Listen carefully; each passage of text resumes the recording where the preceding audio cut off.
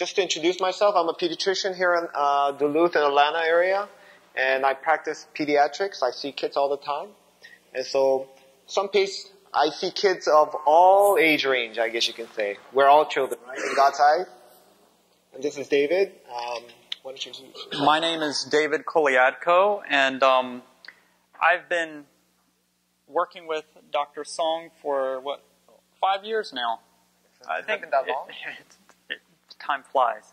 And we've been sitting down with individuals, doing seminars, teaching people about health.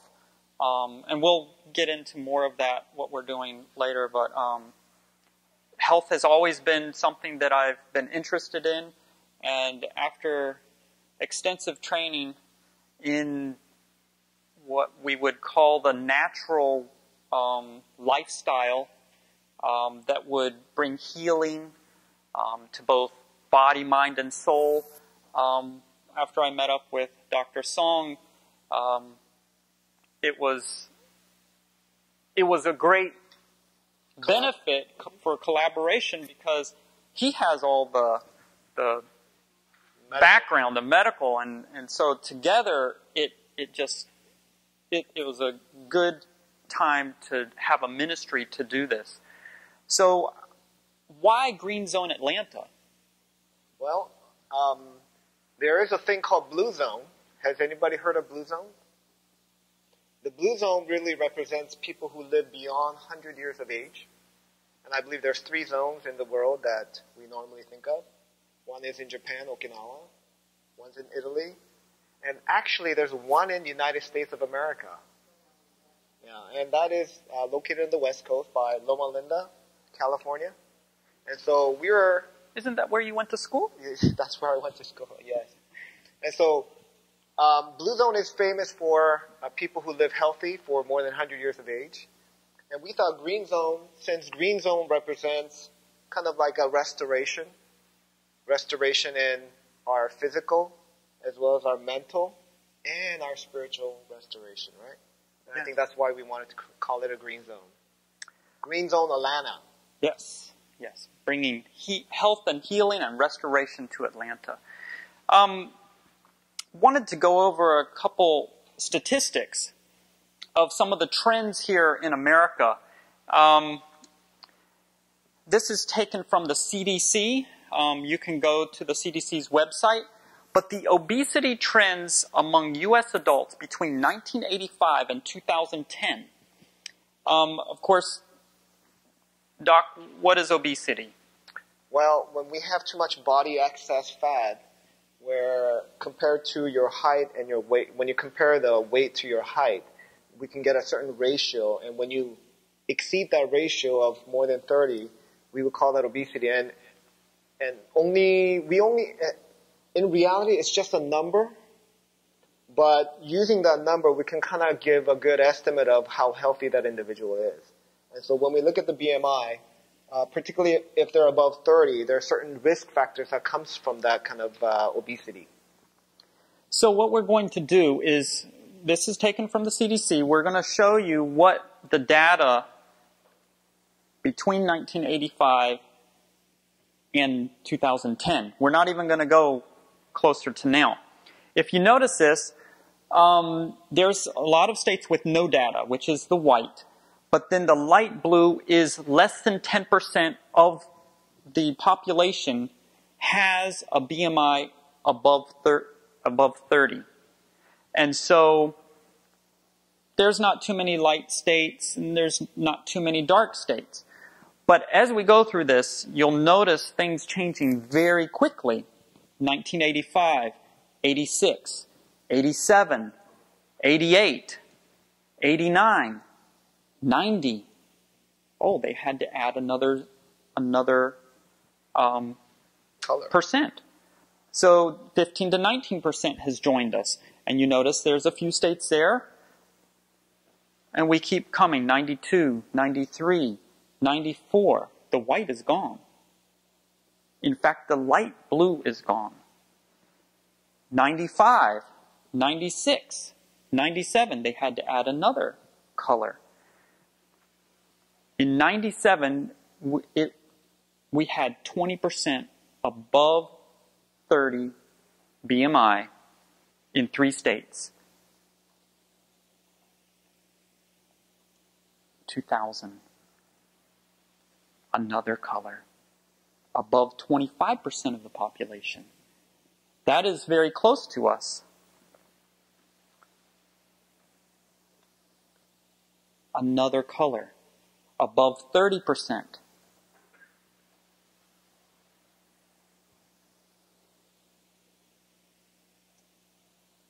And that is where this particular graph stopped. So you have above 30% BMI, you have in many states. There is no state below 20%. What happened? So a couple of the things that relate to this. I mean, you know, there was a hospital in Florida, one of the Adventist hospital there, received the award for being an excellent hospital. And actually the Surgeon Generals, the 3 Surgeon Generals came by and gave this award to the Adventist hospital. While they were there speaking with them, they gave some insider's tip about the state of the condition of obesity in America. And basically what it comes down to is this. The obesity epidemic is so huge that now we consider that as a national security, because as the military personnel retires and leaves, the American populations are not healthy enough to replace that. And so now we're getting to a point where we consider a national security because our military personnel is decreasing in size. Also, they're saying that we have so much debt in America, yet every dollar that we invest into America's health, improving the health, preventive health, every single dollar that we spend on that, it will provide us $14 in return in the future. And yet, nobody's doing that. Can I give you $1 and you give me 14 back? I'll give you. Wouldn't you do that all day long? Wouldn't you? So, investing in wellness, what does that mean, Doc? Well, you got to remember that, you know, productivity of the Americans are based upon their health. Not only that, just the physical well-being, the emotional well-being, psychological well-being, all of that is tied to our, I guess you can say, diet as well as a lifestyle. Because you know what? You are what you eat. And as we improve our diet, we're going to see tremendous amount of benefit in our lives. And through the circle of influence, we're going to be able to share that with other people. And we can make, I mean, as you saw the map, all the southern states, unfortunately, we are the heaviest. And so I think we need to make the transition so that we can make the southern states be one of the strongest in preventive health and to improve the quality of health so that we can make America as great nation that it was and can be, right? Yes. You know, there's a lot of diets out there. I mean, you've heard of Atkins diet. There's all kinds of diets. But how many times have you seen someone go on a diet and then after they go off of the diet, they add back that much or even more? And so when you actually follow the lifestyle that we teach, your body actually balances its blessings. Blessings, what would be blessings? Take a wild guess. Your pounds. I don't like to say it, so we'll just call it blessings. But your body will balance the blessings. We've had people where they were underweight, they gained weight. And most of the time here, we've had people that were overweight lose weight, or those that were close, they might lose a few pounds, but it was the fat they were losing, not the muscle and all the other things. So, had a gentleman, he, in 5 weeks, lost 31 pounds. Now, you think that's a lot, but you have to remember, part of this is getting rid of the retention of water. So part of that was water retention. Does that make sense? So the actual weight of what they were losing and all of that wasn't 31 pounds. But had a gentleman, he lost 4 pounds in a week. Doesn't seem like much. He was exercising, but he lost 5 pounds in a week, but he lost 4 inches. Off the waistline. Off the waistline in 1 week. So we don't only teach people to lose weight. It's never about weight.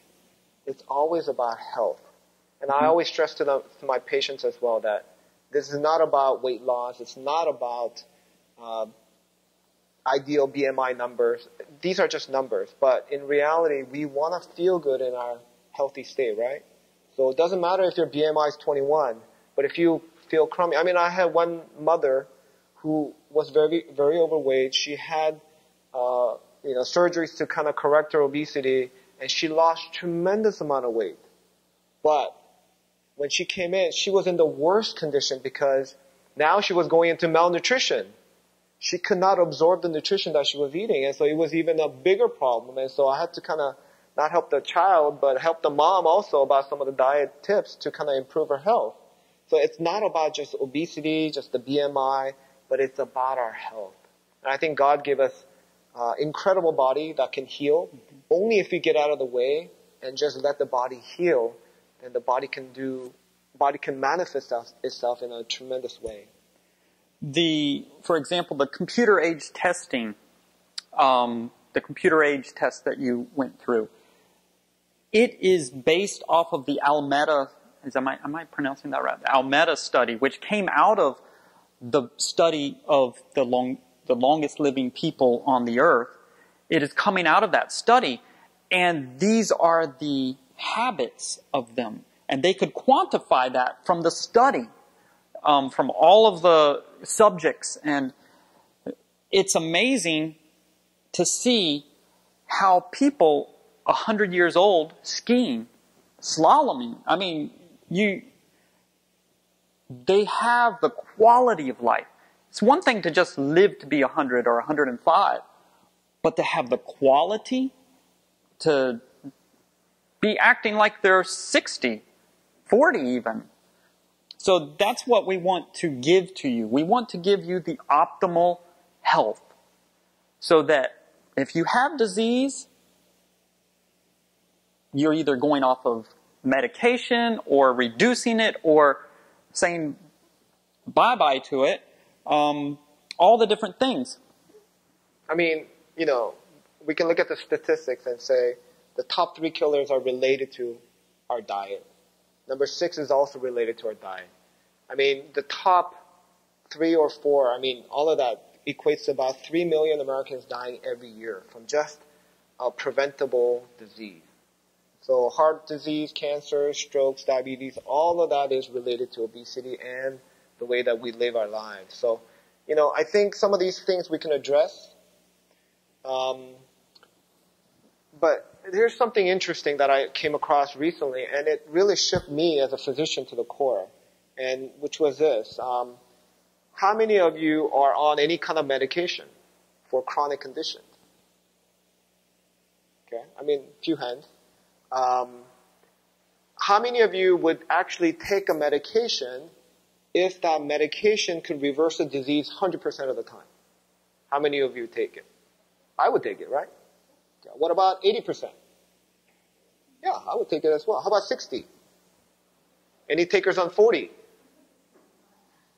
Now that gets a little bit questionable, right? I'm not sure, because there are always side effects to the medication, correct? Is there any takers on 20%? I think the national statistic was that about 40 to 50% of the people, once the benefit fell below 50%, people started questioning whether they should really take the medication or not. But let me ask you this. Did you actually know that, I used to take high cholesterol. I used to have high cholesterol. So I used to take medication for that. And when I took the medication, of course, my cholesterol level drops. And in my heart, I go, oh, phew. My cholesterol level dropping, my risk of heart attack is lowered, so therefore I'm okay, right? Now, the data are coming out saying that when you're taking, for example, cholesterol medication, the benefit of the cholesterol medication in preventing the actual heart attack, okay, it'll lower your cholesterol level. But will it really reverse and prevent heart attacks? Well, when they looked at that for the 5-year follow-through, they realized that the benefit of the cholesterol medication was only 3.1%. 3%. I mean, would you take medication for cholesterol now, if you understood that? Now, obviously, doctors don't tell patients this. Why? If we tell them, then they're not going to take the medication. So what is the answer? Medication is obviously not the answer, right? Well, dietary changes. When you change what you eat, the benefit of reversing the risk of heart attack goes up to 60%. That's 20 times more than the medication. So my question is, why are we promoting medication when we got something so much better? Isn't that true? This is why when I met David, it was an eye-opener for me because I practiced the Western medicine, right? I'm an Eastern guy, I'm Asian, so I'm familiar with the Eastern medicine, but Western medicine is what I was trained under. Therefore, I wrote a lot of prescriptions. But now, understanding this, it's harder for me to keep writing prescriptions. And this is where it really comes down to. I believe that the medication is not the answer. Medication is like a Band-Aid, as I always say. It's a temporary relief. In the long run, it does not reverse anything.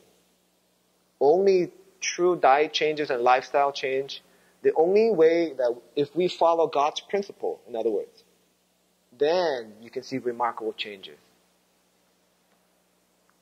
Now, they even follow that further through. Anybody who stayed in the diet program that they adhere to, in other words, it's not just 5 years or 4 years, whatnot. If they continue to stay on the diet plan, they had 99.4%, almost 100% reversal of risk from dying from heart attacks or any cerebrovascular accidents or whatnot. So it's a great, great study that's coming out. Now, again, this is not a general knowledge to most people because doctors don't really want to say it.